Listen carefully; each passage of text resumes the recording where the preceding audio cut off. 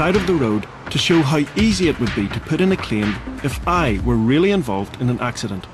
This is a rear end shunt, a relatively common everyday accident, but the liability here is clear. The fault belongs to this person in the silver car who has crashed into the back of me.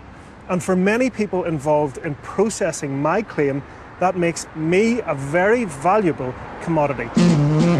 It all starts with the very first person on the scene, the recovery driver. He knows that I've been involved in an accident that's not my fault. He also knows that companies who process claims, called claims management companies, and personal injury lawyers will be desperate to meet me. And if he introduces me to them, he'll get paid for his trouble. Actually put the claim together for them and point them in the direction of somebody who will be able to deal with their claim swiftly and very, very efficiently. So that'll be a claims management company? It could be a claims management company or it could be a personal injury lawyer. And so what do you get out of that? How much will they pay you for making that referral? For that referral we can receive anywhere between £250 and £500. Next, my car will be taken to the car repair body shop. They too may send me to a claims management company. Nick says he does it because they're easier to deal with than insurers, and he'll get paid for the referral. On this, if we put you in touch with an accident management company, we'd probably get 100 quid. 100 quid? Yeah. But other, bigger organisations benefit too. After all, referral fees are essentially money paid for information about car crashes. And who has the most up-to-date, live information about all of the car crashes up and down the country? Well, insurance companies.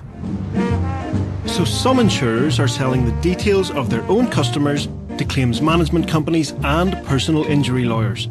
We asked 15 of Britain's insurance groups if they accept referral fees.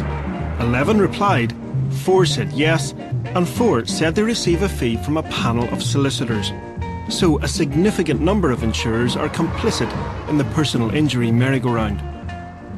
I can understand people's concern. Insurers don't sell that data willy-nilly. They don't sell great reams of data. They will only do it when there's been an accident, a crash, when it's not been your fault. And I think you would accept that if I were to run into the back of you and your car had been damaged and you've been injured, you would want help and you'd want someone to get in touch with you and sort that out. But I could find that help myself. I wouldn't want my insurer to pass my details on.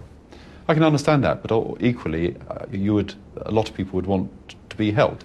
But it is a system which has got dysfunctional and difficult, and we do need to sort it. Because the details of accident victims are now so valuable, an entire industry has grown up over the last few years which specialises in finding them. Companies who provide data about accident victims in this way are known in the trade as lead generators.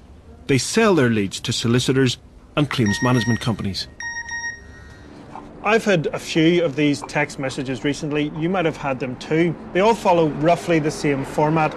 They'll say something like, our records indicate you may be entitled to £3,750 for the accident you had, and to claim for free you have to reply claim, and to opt out press stop. But there's nothing on it to say where it's come from, no company name, no telephone number, nothing. And that's just one reason why these messages are breaking regulations. The Information Commissioner's Office confirmed that messages like these are unlawful. So, who's sending them? And are they just spam? Or is there someone behind them who might really process the details of an accident? I began collecting the messages and replied claim to every one. Then I waited, and it wasn't long before I got a call. No, it's certainly not a scam here, Declan, mate. We work alongside around 75 different solicitors across the UK. All right. If our company was indeed a scam, we wouldn't be able to work alongside legal advisors like these guys here. The caller said he was from something called Affiliate Network Response Team, but there's no trace of a company with that name in the UK. And when I told him I might have a claim, he passed me on to a solicitor based here, at Andrew & Andrew Solicitors in Portsmouth. Hello, it's Andrew & Andrew Solicitors. And what I'm going to do is I'm not going to keep you on the phone for too long. I'll just take some more information from you and then we can get a case up and running. So who was it that had passed me on to them? We've discovered that the company who transferred my call have an office here in Basingstoke. In fact, in this building right behind me. They're called Compensation Professionals Network Limited, and they provide the details of potential injury claimants to solicitors. In fact, solicitors up and down the country will accept leads from claims management companies in this way. Andrew and Andrew confirmed to us that they have a referral fee arrangement with Compensation Professionals Network, and as part of that arrangement, my call was transferred to them. In a statement to Panorama, Compensation Professionals Network said they're not responsible for actually sending out the messages. They said that, like many claims management companies, they purchase data from third parties, and they say they take immediate action if they become aware that any third party they work with has not marketed in a compliant manner. So, the story of our text messages is really the story of a process. It's about companies working in a chain. The first generates the leads and then passes them on to a company which analyses them and then passes the viable leads on to a personal injury lawyer. And the reason that this chain exists is because of referral fees. Referral fees are the engine oil of the claims processing machine. They make everything run smoothly, but now the government may take action. We see referral fees as being a very significant part of the problem, wrapped up in the overall problem of the compensation culture and the suing culture. Are you going to get rid of them?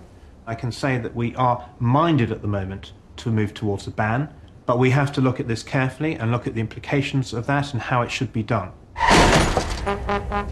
But the government is going further. It's also changing the legal system. Tony Learmonth is a no-win, no-fee personal injury lawyer based in Liverpool. Today, we're off to court. It's very straightforward, a rear-end shunt.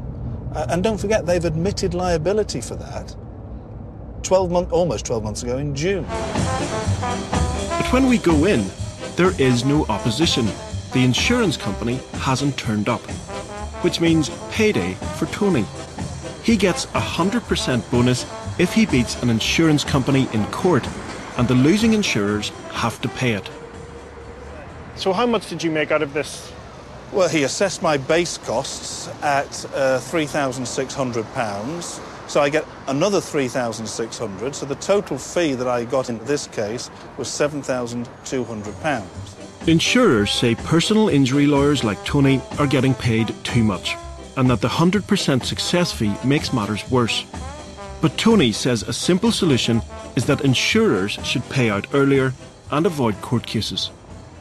If they'd accepted those figures in the settlement pack, the fee that I would have got would not have been £7,200, but £1,350. Under new government proposals, success fees would no longer be paid by the insurance companies. If you make a claim and you win, a quarter of your compensation could go to your lawyer. But if you lose, you could be liable for legal costs. We're going to take the froth out of the market by saying to claimants and their solicitors, you're going to have to think a little bit more carefully as to whether to put that summons, whether to make your claim. Because if you do make that claim and you lose, you might be hit for the costs. Back in Dagenham, the Crash for Cash gang is gearing up for some real damage. Remember, the ringleader Siddique has already drawn up an elaborate fiction for the insurance companies. The gang has taken our car to carry out the last piece of the fraud, the fake crash. What they don't know is we fitted 2 hidden cameras to our Volvo. For a few days, our car's parked up in a residential street. But then late one night, it's picked up by these 2 men. The man on the right is called Inam. We've seen him in the office with Siddique and Fatima Haji. And she's here too. Bring it after 3. It's almost midnight in a scrapyard in Dagenham. Look at the car in front. It's the Vauxhall Zafira we're supposed to have crashed into 8 days previously in a street 6 miles away. It doesn't look like it's been in an accident because it hasn't, but all that's about to change.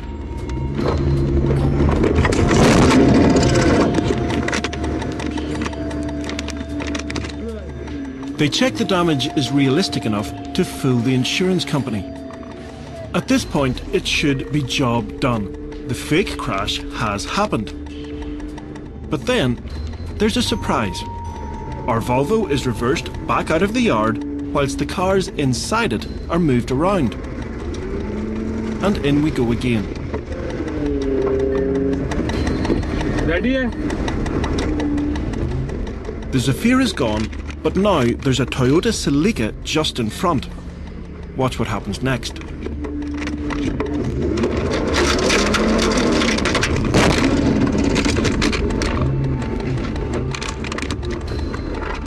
They've used our Volvo to damage a different car, clearly for another entirely separate fraudulent claim. This appears to be a large-scale operation. And this time, once isn't enough. It seems Fatima's not content with just organising the false claims. She wants to have a go at crashing a car. Let me do it. Can I do it? Now please stay with me. Why? Yeah, please sit with me, innit? Oh, shut up, Ghazanfar. Off. यार जल्दी करो ना time जाना है घर जाना है 12 बज रहे हैं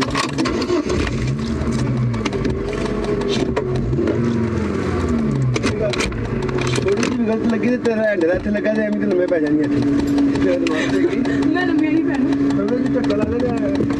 But this is a job for an expert. 3 crashes in one evening. And just to round it off, they set about our Volvo with crowbars. This is what they've done to our Volvo. Now it's time to find out about the real damage. 2 weeks after the crash, a false claim has been filed and our insurance company has let us in to see the fraud. So here it is, the claim. Take a look at how much they're claiming for. For damage to the Zafira, £7,745. There are also 3 different personal injury claims, one of which is for £6,500. Now it all adds up to £26,500. There may even be further costs and claims to come as part of this, but in fact, this process ends here. This claim will never be paid.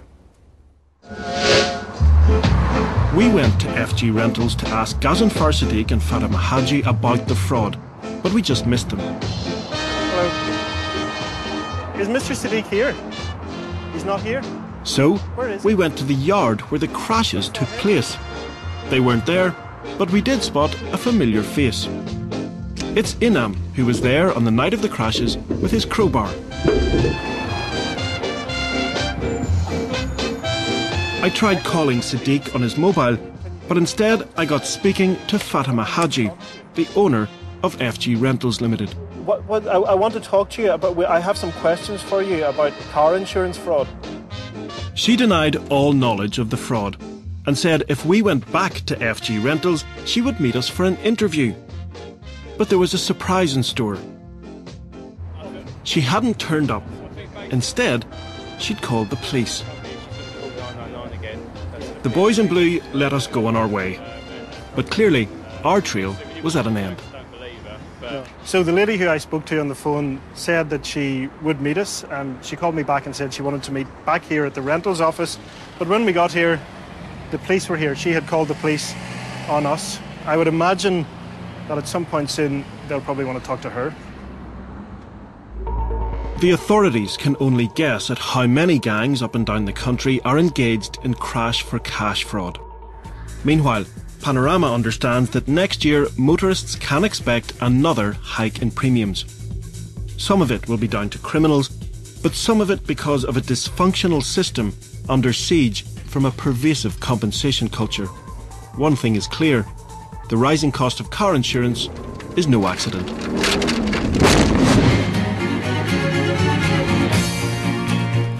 Stay with us on BBC One for another new episode of New Tricks. Small Team, Bigger World starts the season on BBC Three about young people with inspirational stories, while BBC Four takes a fresh look at 20th century British art.